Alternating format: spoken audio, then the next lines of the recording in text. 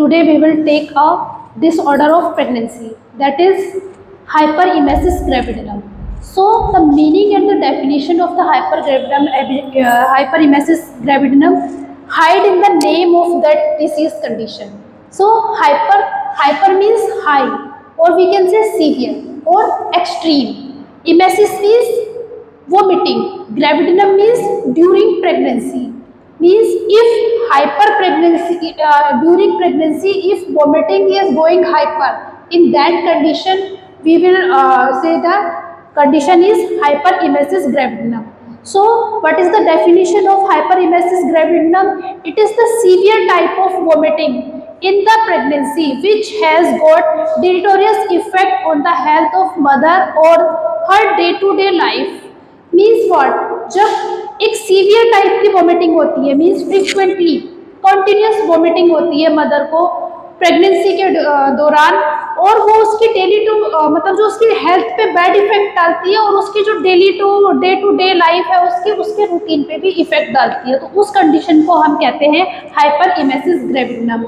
जैसे कि हमने प्रीवियस क्लास में पढ़ा था, डायग्नोसिस ऑफ प्रेगनेंसी में हमने पढ़ा था nausea and vomiting in first trimester, that is the normal criteria. Normal criteria था वो हमारा, बट अब हम इसको बोल रहे हैं एबनॉर्मल डिसऑर्डर बोल रहे हैं। क्यों? क्योंकि वो एक टाइम लिमिट तक हो रही थी, उसमें जो वोमिटिंग थी वो सिर्फ फर्स्ट ट्राइमेस्टर तक प्रेगनेंसी की हो रही थी, और वो फ्रिक्वेंटली नहीं हो रही थी। 1 या 2 एपिसोड ऑफ वोमिटिंग होते थे और उसके बाद रुक जाते थे, तो उस कंडीशन को हमने नॉर्मल टर्म में रखा था।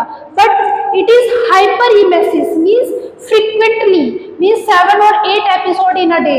जब वोमिटिंग के जाते हैं एक कंसेप्शनल लेडी को, तो उस कंडीशन को हम हाइपरइमेसिस ग्रेविडिनम की कंडीशन में रखते हैं। मीन्स, और वो क्या कर रही, हमने जो नॉर्मल कंडीशन पढ़ी थी वो मदर की हेल्थ को भी इफेक्ट नहीं करती थी, और उसकी जो डे टू डे लाइफ का रूटीन होता था उसमें भी कोई इफेक्ट नहीं कर रही थी। बट इसमें क्या है, मदर का fully day to day life change हो गई है, उसको वो बेड रिडन हो गई है, ठीक है, उसका फ्लूइड और इलेक्ट्रोलाइट इनबैलेंस हो गया है।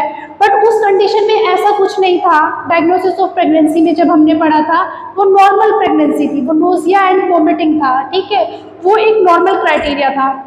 बट जब ये सीवियर फॉर्म में हो रही है, फ्रिक्वेंटली हो रही है, और मदर का जो इनटेक है वो उसका आउटपुट से ज़्यादा हो गया है, तो उस कंडीशन को हम रखेंगे हाइपरइमेसिस ग्रेविडिनम और एक डिसऑर्डर की कंडीशन में। So first of all we will discuss about aetiology. ऐसे कौन से फैक्टर हैं जिनकी वजह से ऐसा हो जाता है, ठीक है। कारण मीन्स क्या कारण हो सकता है। So it is more common in first trimester. तो ये क्या है, फर्स्ट ट्राइमेस्टर में ज़्यादा कॉमन है। जैसे कि हमने पहली क्लास में भी पढ़ा था, तो pregnancy is divided into 3 trimester. First trimester जो है हमारा वो कंसेप्शन से 12 वीक्स तक चलता है। सेकेंड ट्राइमेस्टर की बात करें तो सेकेंड ट्राइमेस्टर है हमारा 12 वीक्स से 28 वीक्स तक का होता है। फिर हम थर्ड ट्राइमेस्टर की बात करें तो ये हमारा 28 वीक्स से 42 वीक्स का कैलकुलेट किया जाता है। तो अगर हम हाइपरइमेसिस ग्रेविडिनम की बात करें तो ये और बाकी जो हमारे ट्राइमेस्टर हैं उनकी अपेक्षा हमें फर्स्ट ट्राइमेस्टर में मीन्स कंसेप्शन टू 12 वीक्स ज़्यादा देखने के लिए मिलता है। इसमें फर्स्ट वीक में ज़्यादा चांसेस है हाइपरइमेसिस ग्रेविडिनम के। Second, more common in first pregnancy. More common in first pregnancy means अभी क्या होता है, जैसे लेडी ने कंसीव किया है तो उसके अंदर जो है वो HCG हार्मोन जो है वो एलिवेट हो जाता है। HCG हार्मोन के एलिवेशन के साथ ही उसके अंदर हार्मोनल चेंजेस होने शुरू हो जाते हैं। जैसे ही हार्मोनल चेंज होने स्टार्ट हो गए तो लेडी ने क्या फील किया कि वो बहुत hormonal imbalance means फैटिक, uneasiness feel किया, तो वो उसके लिए वोमिटिंग का कॉज नोजिया फील करती है। तो नोजिया एक टर्म आगे चल के एक टर्म के बाद उसको वोमिटिंग सेंसेशन और वोमिटिंग ही हो जाती है। तो इस कंडीशन में हमने देखा कि जो है लेडी को वो फर्स्ट ट्राइमेस्टर और फर्स्ट प्रेगनेंसी में ज़्यादा मोर कॉमन होता है hyperemesis gravidarum. Second is family history. तो इससे फैमिली हिस्ट्री क्या इफेक्ट डालती है। फैमिली हिस्ट्री का मतलब है अगर जो पेशेंट है उसकी मदर या फिर उसकी जो फैमिली हिस्ट्री में कोई और उसका कोई मतलब उसकी सिस्टर या फिर उसके जो ब्लड रिलेशन में कोई है उसको अगर हाइपरइमेसिस ग्रेविडिनम की प्रॉब्लम रही हो पहले, तो वो चांसेस हो जाते हैं कि वो जो इस समय ग्रेविड्रा है उसके अंदर भी आने के चांसेस बढ़ जाते हैं। Next is more common in hydatidiform mould and in multiple pregnancy. तो ये हाइड्रेटरी फॉर्म मोल्स और मल्टीपल प्रेगनेंसी में ज़्यादा देखा जाता है। So what is hydatidiform moles? जो हाइड्रेटरी फॉर्म मोल्स होता है इट इज एन एबनॉर्मल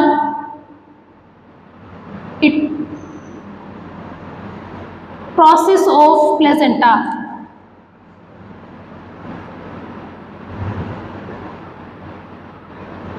जो हाइड्रेटरी फॉर्म मोल होता है ये एक प्लेसेंटा की एबनॉर्मलिटी होती है एक तरीके से। इसको हम बाद में पूरा टॉपिक में डिस्कस करेंगे कि हाइड्रेटरी फॉर्म मोल्स क्या होता है। नेक्स्ट क्लास में हम हाइड्रेटरी फॉर्म मोल्स के बारे में पूरा ब्रीफली डिस्क्राइब करेंगे कि हाइड्रेटरी फॉर्म मोल्स क्या है और इसकी इटियोलॉजी क्या है और इसके कैसे हम इसको प्रिवेंट कर सकते हैं। बट जब हाइड्रेटरी फॉर्म मोल होता है जिन कंडीशंस में, या फिर मल्टीपल प्रेगनेंसी मीन्स ट्विंस या फिर ट्रिपलेट्स, जहाँ पे ट्विंस और ट्रिपलेट्स वाली फॉर्म क्रिएट हो जाती है, उस कंडीशंस में हाइपरइमेसिस ग्रेविडिनम के चांसेस थोड़े ज़्यादा हो जाते हैं। नेक्स्ट इज हार्मोनल डिस्टर्बेंस, जैसे कि HCG हार्मोन का बढ़ जाना। जैसे कि HCG हार्मोन फीमेल्स के अंदर बढ़ता है, इन नॉर्मल कंडीशंस क्या होता है फीमेल्स उसको वेरी कर जाती हैं, बट इन एबनॉर्मल कंडीशंस कुछ फीमेल्स ऐसी होती हैं जो उसको एक्सेप्ट नहीं कर पाती और उनमें हाइपरइमेसिस ग्रेविडिनम की प्रोसेस बढ़ जाती है। सो नेक्स्ट इज साइकोजेनेसिस मीन्स ये एक साइकोलॉजिकल कंडीशन होती है फीमेल्स की, कि बहुत सारी फीमेल्स ऐसी होती है जिनकी मेंटल स्टेट ऐसी बन जाती है कि हम प्रेग्नेंट है तो हमें वॉमिटिंग होगी ही होगी।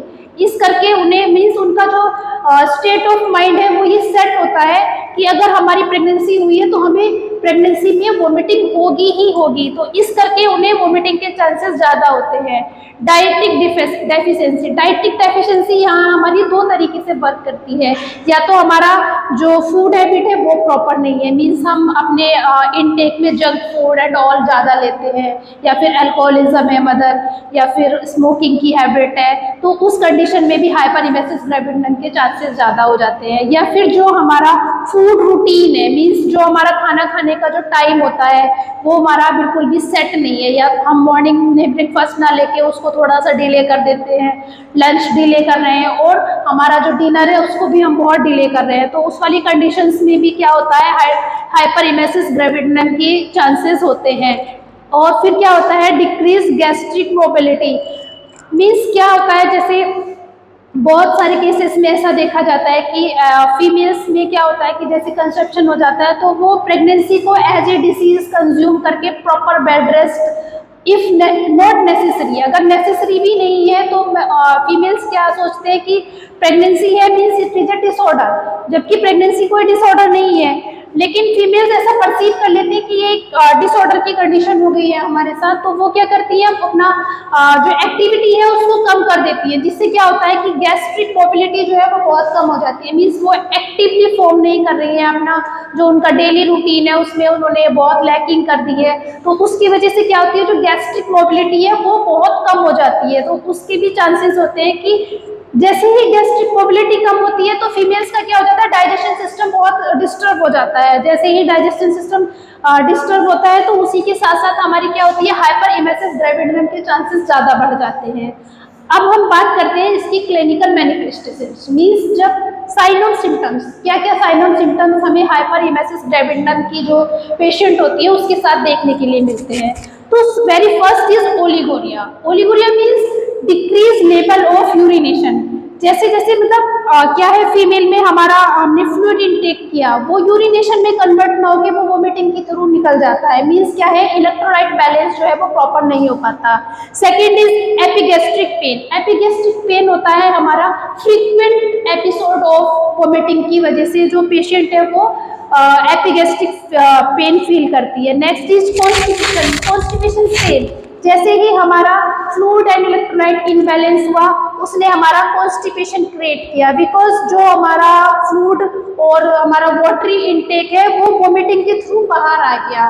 Because of constipation all this impact dehydration cause हो जाता है। डिहाइड्रेशन मीन्स जो हमारा फ्लूइड है उसका फ्लूइड इनबैलेंस हो जाने के कारण से बॉडी जो है वो डिहाइड्रेट हो जाती है। बहुत बार डिहाइड्रेशन बहुत सीवियर लेवल का हो जाता है जिससे मदर की लाइफ को रिस्क भी हो जाता है और कई बार फीटस की लाइफ को भी रिस्क हो जाता है। नेक्स्ट इज ड्राई कॉटेड टंग। जो मदर है हाइपर इमेसिस ग्रेविडनम से जो सफरिंग मदर है उसको क्या फील होता रहता है, हमेशा उसको ऐसा फील होता है कि मेरी जो टंग है वो ड्राई है, बहुत ड्राई फील करने लगती है। बिकॉज वाई से because of constipation and dehydration. Constipation already है और डिहाइड्रेशन भी है, तो उसके साथ साथ उसको क्या हो रहा है, ड्राई कॉटेड टंग होती है। Next is सनकन eyes. जैसे ही फ्लूइड एंड इलेक्ट्रोलाइट हमारी बॉडी से इनबैलेंस होता है वैसे ही जो पेशेंट की आईज है वो सनकन हो जाती है। Swelling on the feet. Swelling feet पे क्यों होती है, क्योंकि फ्लूइड जो है वो फ्लूइड हमारा वो है फ्लूइड का आउटपुट ज्यादा हो गया है, इनटेक हमारा कम हो गया है। ठीक है, जैसे ही फ्लूइड का आउटपुट ज्यादा हुआ और इनटेक कम हुआ तो उस कंडीशन में क्या है, इनबैलेंस हो गया। मींस बैलेंसिंग नहीं रही तो क्या होगा, फीमेल जो है वो उसको फीट्स पे स्वेलिंग फील होगी। Hypotension it is normal. जैसे ही फ्लूइड एंड इलेक्ट्रोलाइट बैलेंस हमारी बॉडी से डिक्रीज होना शुरू होगा तो पेशेंट का जो है वो बीपी लेवल खुद से ही डिक्रीज होने लग जाएगा। और जैसे ही एक नेचुरल फिनोमिना होता है कि जैसे ही हमारा बीपी जो है डाउन होने लगता है हमारा टेम्परेचर अप होने लगता है। ऐसे ही अगर हम बात करें ऑपोजिट कंडीशन में, तो अगर हमारा हाइपरटेंशन होने लगता है तो हमारा जो टेम्परेचर है वो लो जाने लगता है। अगर पेशेंट को ये एक नेचुरल फिनोमिना होता है, अगर पेशेंट हाइपोटेंशन से सफर कर रहा है तो उसका टेम्परेचर राइज जाएगा। अगर पेशेंट हाइपरटेंशन से सफर कर रहा है तो उसका जो टेम्परेचर है वो लो जाएगा। ये एक कंडीशन होती है in each and every patient. Next हम बात करें डायग्नोस्टिक इवैल्यूएशन। हम क्या क्या इसमें डायग्नोस्टिक इवैल्यूएशन कर सकते हैं पेशेंट की कंडीशन को असेस करने के लिए, उसको ट्रीट करने के लिए, उसके जो डिसीज की जो कंडीशन है उसकी सीवियरिटी को जज करने के लिए हम उसमें क्या क्या कर सकते हैं। सबसे पहले हम करेंगे इसमें यूरिन एनालिसिस। यूरिन एनालिसिस में हम क्या करेंगे, हम इसमें HCG हार्मोन का सीक्रेशन देखेंगे कि कितना होता है, लेवल इसका पता करेंगे। उसमें हम देखेंगे कि यूरिन में HCG लेवल जो है हमारा वो उसका कितना लेवल है। फिर करेंगे बायोकेमिकल सर्कुलेटरी चेंज। फिर हम पता करेंगे कि जो हमारे बायोकेमिकल चेंज हो रहे हैं बॉडी में उसका जो सर्कुलेटरी मोशन है वो कितना है। नेक्स्ट हम करेंगे ECG। बिकॉज ECG क्यों करेंगे, ECG हम इसलिए करेंगे कि पेशेंट को डिहाइड्रेशन एंड कॉन्स्टिपेशन हो रहा है तो उससे उसकी कुछ हार्ट पे तो इफेक्ट नहीं किया, उस जो कंडीशन में उसके सर्कुलेशन पे तो कुछ इफेक्ट नहीं किया, ये जानने के लिए हम उसका पेशेंट का ECG करेंगे। अब डायग्नोस्टिक इवैल्यूएशन के बाद हम बात करेंगे मैनेजमेंट की। मींस अब ये तो हो गई कि हमारी ये डिसीज है और इस डिसीज से पेशेंट ने ऐसे सफर किया, अब हम उसको कैसे क्योर कर सकते हैं, क्या क्या चीजें हैं जो ऐसी जिससे हम पेशेंट को प्रिवेंट कर सकते हैं। तो first of all we will give anti emetic drugs. Anti emetic means vomiting, anti means against. जो ऐसी ड्रग्स हम प्रोवाइड करेंगे पेशेंट को जो वोमिटिंग के अगेंस्ट लड़ती हो, जैसे कि पेनियोम। ठीक है, प्रेगनेंसी के दौरान हम जो हमारी लेडी है उसको anti emetic drugs therapy follow करेंगे। Second is fluid therapy. Fluid therapy हम डॉक्टर के प्रिस्क्रिप्शन के अकॉर्डिंग ही पेशेंट को प्रोवाइड करेंगे कि कितना फ्लूइड देना है और कितनी अमाउंट देनी है और कितने ही टाइम में देना है, क्योंकि ये चीज़ जो हमारी डिपेंड करती है वो हमारे loss of fluid means dehydration का जो लेवल है उसके ऊपर डिपेंड करती है कि हमें जो फ्लूइड थेरेपी है वो पेशेंट को किस तरीके से प्रोवाइड करनी है। Next is corticosteroids. पेशेंट को हम कॉर्टिकोस्टेरॉइड प्रोवाइड करेंगे उसको बेटर फील कराने के लिए। Next is nutritional therapy. Patient को हम न्यूट्रिशन, क्योंकि अगर ये सब हो रहा है तो पेशेंट वीकनेस बहुत ज़्यादा फील करेगा और फैटिक फील करेगा, तो उसको इम्प्रूव करने के लिए हम पेशेंट को न्यूट्रिशनल थेरेपी करेंगे। न्यूट्रिशनल थेरेपी में क्या है, हम उस पेशेंट को फ्रीक्वेंट डाइट देंगे, frequent but small diet provide करेंगे, frequent but small diet provide करेंगे पेशेंट को। उसको पेशेंट को कभी भी अलाउ नहीं करेंगे कि उसको इकट्ठा बहुत सारा खाने के लिए दे दे और वो फिर उसको जो है इससे क्या होगा, उसका जो डिसीज का लेवल है वो और एलिवेट हो सकता है। पेशेंट को थोड़ा थोड़ा बट बार बार खाने के लिए हम अलाउ करेंगे। नेक्स्ट हम बात करते हैं नर्सिंग मैनेजमेंट की। एज ए नर्स हमारी क्या रिस्पॉन्सिबिलिटी बनती है, हम पेशेंट को कैसे एडवाइस करेंगे और हमें क्या करना चाहिए। तो सबसे पहले बीइंग ए नर्स हम सबसे पहले पेशेंट की जनरल कंडीशन को असेस करेंगे कि पेशेंट की जो जनरल कंडीशन है वो क्या है, पेशेंट कॉन्शियस है या नहीं है, एक्टिव है या नहीं है, ठीक है। Secondly we will see the severity of disease.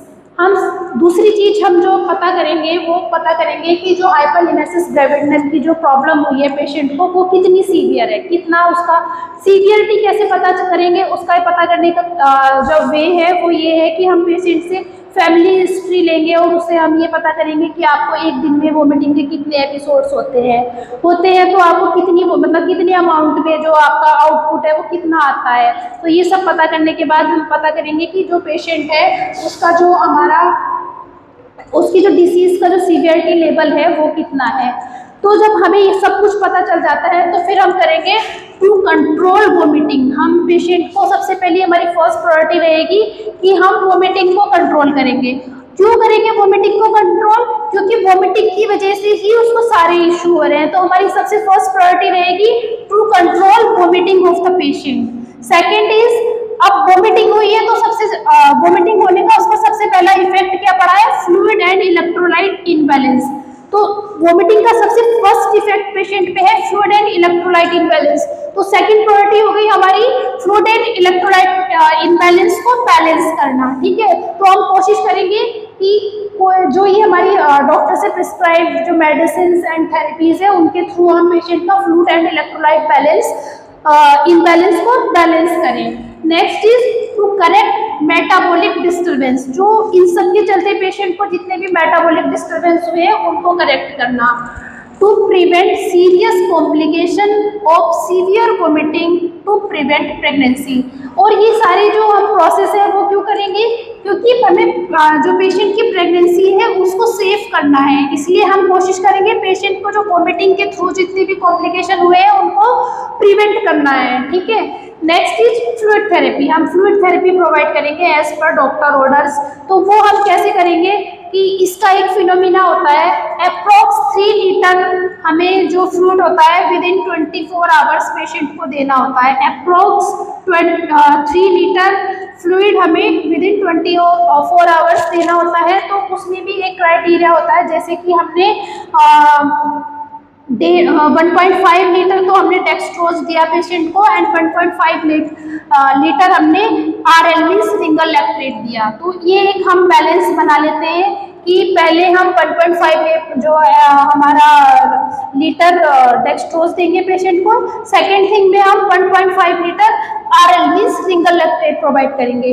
और जो ये हम उसको IVF फ्लूइड के थ्रू जो हम उसको प्रोवाइड करेंगे वो इस total amount of fluid in ml, जैसे कि हमारा 500 यहाँ सपोज हमारा 500 ml फ्लूइड है इनटू ड्रॉप फैक्टर, हमें डॉक्टर ने 5 ड्रॉप पर मिनट का अगर हमें टाइम दिया है into time in minutes means हमें ये 60 मिनट्स में चढ़ाना है।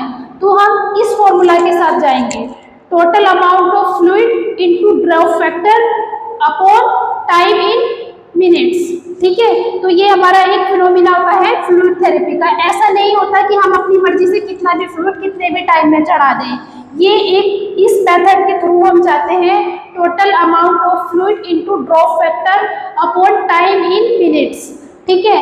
इसके बाद हम बात करते हैं न्यूट्रिशन की। तो न्यूट्रिशन की बात करें तो अगर पेशेंट हमारा डिहाइड्रेशन एंड कॉन्स्टिपेशन से सफर कर रहा है, उसको ड्राई कॉटेड और स्वेलिंग ऑफ द फीट की प्रॉब्लम है, तो हम सबसे पहले पेशेंट का विटामिन B1 देखेंगे कि विटामिन B1 की डेफिशिएंसी तो नहीं है। अगर पेशेंट के अंदर विटामिन B1 की डेफिशिएंसी है तो पेशेंट को हम विटामिन B1 प्रोवाइड करेंगे।